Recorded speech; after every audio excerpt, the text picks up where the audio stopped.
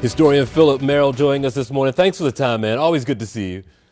Likewise, good to see you. You know, we talk about the skepticism when it comes to the vaccine, and it helps some people who may not understand why this is real in the black community for a lot of folks right now. Okay, how or why is there skepticism regarding the COVID-19 vaccination? It's a real issue because historically we're carrying that baggage forward in present day. The Henrietta Lacks, which is an egregious situation that is still prevalent today, where people are still talking about it, with her cells being used and what kind of compensation happened with the family, unethical again. And you also talk about what went on with Vivian Thomas and the Blue Baby situation. So black folk have never had a fair shake in the medical arena. There, So here we come. Go ahead. Yeah, I was going to say, but there'll be people who hear you right now who say, well, listen, every year we preach flu shots or measles, mumps, rubella, and so on and so forth. And those people have been, I guess, relatively trusting. This feels different. Yeah? Yeah, it does feel different because it's so quick. Okay, it feels different because of the expedient time that it took to actually get it from a concept to on the street.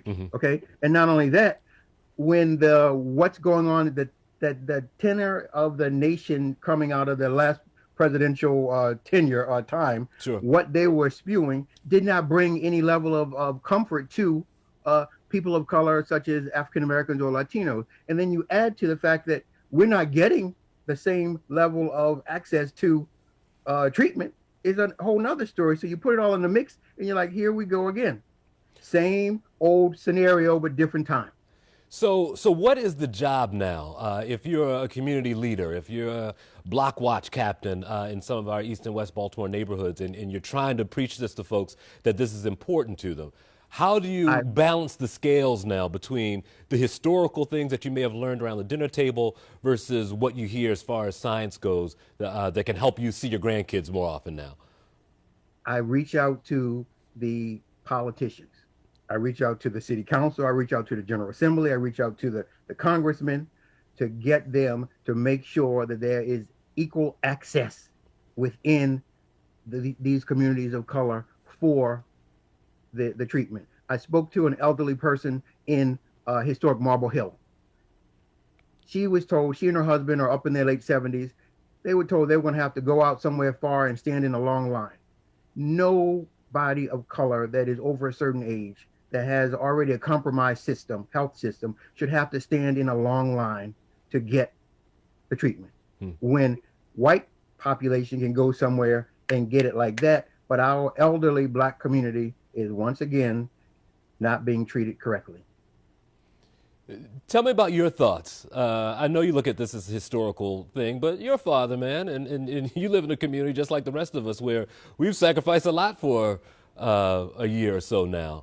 When you started to hear the news, what did you think? Well, originally I was like, no way, Jose, was I taking it. Okay, no way. But as things began to progress, I said, you know what? I need to take it. I need to take it. And I haven't gotten it yet because there's a shortage. Sure. There's a shortage, but I will get it. I'm putting aside all the historical narrative. I'm looking at the fact that they're talking about new mutant variant strains that are coming. You still have the issue of certain people don't want to wear masks, and wash their hands and so forth. So I recommend that we put aside the historical baggage that may be valid, but we need to get the needle. That's got to be hard for you to say. I mean, you're a historian. Well, yeah, it is hard, but I'm also realistic. You know, I live in the past, but I also want things to be relevant and resonate with the present and allow us to move to the future. Sure. So if I'm stuck in some outdated modality, I'm not going to be able to move to connect to the present and move to the future. So I'm saying, get it. I'm saying, get it. But listen, I got to move on the future as far as this show goes, but I do want to give you 10 seconds. I know you have a project, I'm sure, right now. What's your current project as far as the history of Baltimore goes? Well, we're promoting the Old West Baltimore book across the country, which celebrates the largest National Historic Register district in the country. 175 blocks in Old West Baltimore. Marcus Garvey, Booker T. Washington, W.B. Du Bois, Mary McLeod Bethune, you name it, they rolled up in historic Old West Baltimore. I always leave a little smart after talking to you, even though you have family and went to Poly. I have nothing to say, and I'm going to drop the mic. I'm out. Philip Merrill, always good to see you, man. Take care.